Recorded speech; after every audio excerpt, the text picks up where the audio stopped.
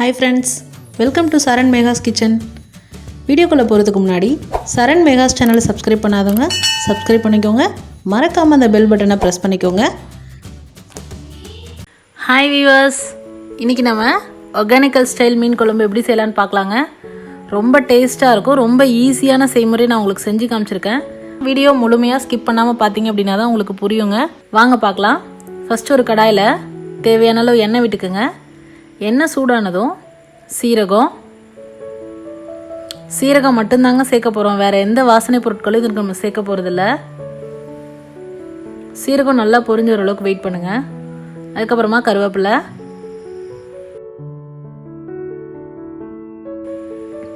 சின்ன வெங்காயம் நான் 2 கையளவு போட்டிருக்கேன். உங்களுக்கு வந்து எந்த அளவுக்கு கிரேவி வேணுமோ அந்த அளவுக்கு நீங்கள் சேர்த்துக்கலாம். சின்ன வெங்காயம் கொஞ்சம் நல்லா வதக்கி விடுங்க.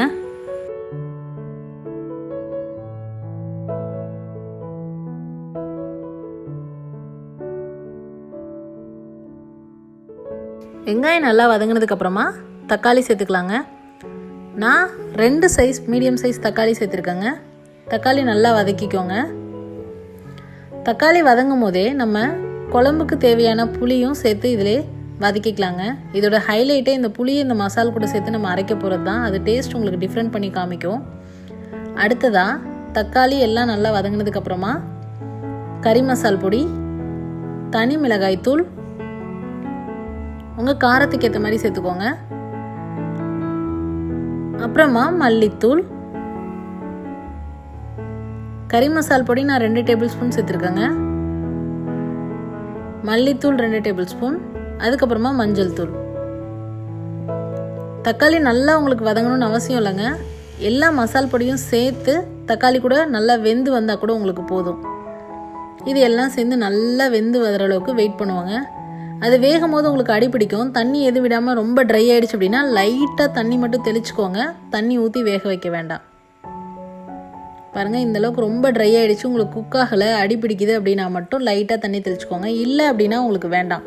தண்ணி தெளிக்காமையே இருந்தீங்க அப்படின்னா இன்னும் டேஸ்ட் நல்லா இருக்குங்க. இப்போ தேவையான அளவு உப்பு சேர்த்துக்கலாங்க. உப்பு சேர்த்துட்டு உங்களுக்கு முக்கியமான விஷயமே இந்த மசாலா நல்லா வெந்து வரணுங்க. இந்த மாதிரி தக்காளி இருக்கிற இடம் தெரியாமல் மசாலா எல்லாமே நல்லா பைண்ட் ஆகி வெந்து வரணும். அதுக்கப்புறமா நம்ம அதை ஆற விட்டுட்டு உரலில் வச்சு அரைச்சிக்கலாம். உரல் இல்லாதவங்க மிக்சர் ஜாரில் போட்டு அரைச்சிக்கோங்க. உரலில் அரைச்சோம் அப்படின்னா நல்ல டேஸ்ட் உங்களுக்கு கிடைக்கும். அந்த ஃப்ளேவர் உங்களுக்கு எதுவுமே மாறாதுங்க.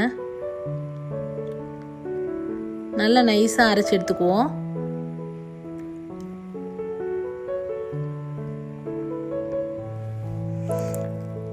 இதை அரைச்சி எடுத்த பிறகு நம்ம மசாலா அரைச்சி எடுத்தாச்சுங்க. அடுத்ததாக குழம்பு எப்படி செய்வோன்னு பார்க்கலாம். பாருங்கள், ஒரு மண் பாத்திரத்தில் தேவையான அளவு எண்ணெய் விட்டுருக்கேங்க.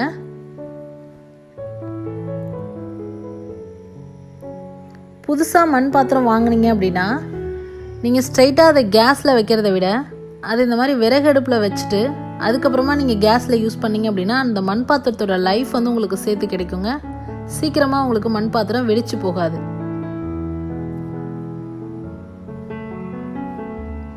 மண் பாத்திரத்தோட ஹெல்த் பெனிஃபிட்ஸும் அதை எப்படி க்ளீன் பண்ணுன்ற முறைகள் பற்றியும் நான் ஒரு வீடியோ உங்களுக்கு போட்டிருக்கேன். நம்ம சேனலில் அப்லோட் பண்ணியிருக்கேங்க. அதனோட லிங்க் கீழே டிஸ்கிரிப்ஷனில் கொடுக்குறேன், யூஸ் பண்ணிக்கோங்க. இப்போ எண்ணெய் நல்லா சூடானதுக்கு அப்புறமா இஞ்சி பூண்டு பேஸ்ட் போட்டுக்கோங்க. இஞ்சி பூண்டு பேஸ்ட் நல்லா வதங்கி வரட்டும்.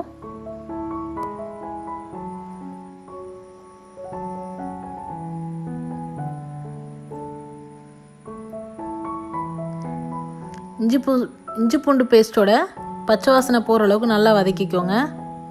அதுக்கப்புறமா நம்ம அரைச்சி வச்சுருக்க மசாலாவை நம்ம அதில் சேர்த்துக்க போகிறோம். சேர்த்துட்டு இப்போவே இந்த ஸ்டேஜில் உங்களுக்கு உப்பு காரம்லாம் செக் பண்ணிவிடுங்க. எந்த அளவுக்கு உங்களுக்கு தண்ணி வேணுங்கிறதையும் பார்த்துக்கோங்க.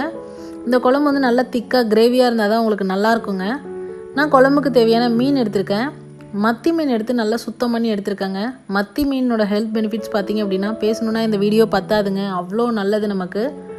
முக்கியமாக இந்த குழந்தைங்களுக்கு பால் ஊட்டுற தாய்மார்களுக்கெல்லாம் பால் அதிகமாக சுரக்கிறதுக்கு மத்தி மீன் சாப்பிட கொடுப்பாங்கங்க. ரொம்ப நல்லது. அதுவும் இல்லாமல் உங்களுக்கு விலையும் ரொம்ப மலிவாக கிடைக்கக்கூடியது தான். எல்லா இடங்கள்லையும் உங்களுக்கு கிடைக்கக்கூடிய மீன் வகை. கிடைக்கும் போது கண்டிப்பாக வாங்கி யூஸ் பண்ணுங்கள். இப்போ பாருங்கள், நம்ம அரைச்சி விட்ட மசாலா எல்லாமே நல்லா கொதித்து வந்துச்சுங்க. அதுக்கப்புறமா நம்ம அதில் மீனை சேர்க்க போகிறோம்.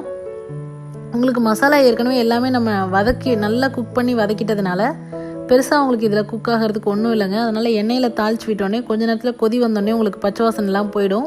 அதுக்கப்புறமா நம்ம மீனை போட்டுட்டு 7லேருந்து 10 நிமிஷம் வரைக்கும் அடுப்பை மீடியமாக வச்சிட்டோம் அப்படின்னா நம்மளோட சுவையான ஒகேனக்கல் ஸ்டைல் மத்தி மீன் மண்பானை குழம்பு ரொம்ப சுவையாக தயாராகிடுச்சுங்க. பாருங்கள், உங்களுக்கு கொதிச்சு வரும்போதே மீனும் நீங்கள் ரொம்ப வேக விடாதீங்க. அதே மாதிரி கொதிச்சு வரும்போது பாருங்கள் எண்ணெய் மேலே நிற்கும். அந்த ஸ்டேஜில் நீங்கள் ஸ்டவ் ஆஃப் பண்ணிடலாம். பொதுவாக நீங்கள் மீன் குழம்பு செஞ்சீங்க அப்படின்னா உடனே நீங்கள் சாப்பிட்றத விட அதை ஒரு நாள் வச்சுருந்து அடுத்த நாள் சாப்பிட்றதோ இல்லை காலையில் சமைச்சு மதியம் சாப்பிட்டாலோ அதோட மீனோட எசன்ஸ் எல்லாம் அதில் இறங்கி மீனோட வாசனை உங்களுக்கு குழம்போட டேஸ்ட் எல்லாமே நல்லா இருக்குங்க. பாருங்கள், நான் மண் பாத்திரத்தை அடுப்புலேருந்து இறக்கிட்டு நான் உங்களுக்கு காமிச்சிருக்கேன். இறக்குன பிறகுமே உங்களுக்கு அந்த மண் பாத்திரத்தில் கொஞ்சம் சூடு இருந்துகிட்டே இருக்குங்க.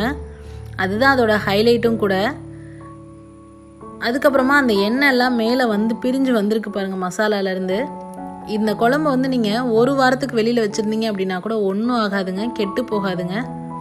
ரொம்ப சுவையாக இருக்கும் உங்களுக்கு. ஆனால் டெய்லி ஒரு டைம் மட்டும் சூடு ஏற்றிட்டு வச்சிட்டிங்க அப்படின்னா ரொம்ப நல்லாயிருக்கும். ஒரு வாரம் வரைக்கும் உங்களுக்கு தாங்குங்க. டிஃபனுக்கு சாப்பாட்டுக்கு ரெண்டுக்குமே உங்களுக்கு இது குழம்பு செட் ஆகுங்க. ட்ரை பண்ணி பார்த்துட்டு உங்களோட கமெண்ட் மறக்காமல் சொல்லுங்கள். இது போன்ற ஹெல்தி ரெசிபீஸ்க்கு மறக்காமல் சரண் மெகா சேனலை சப்ஸ்கிரைப் பண்ணுங்கள். இந்த வீடியோ உங்களுக்கு பிடிச்சிருந்தா லைக் பண்ணுங்கள், ஷேர் பண்ணுங்கள், மறக்காமல் கமெண்ட் பண்ணுங்கள். Thanks for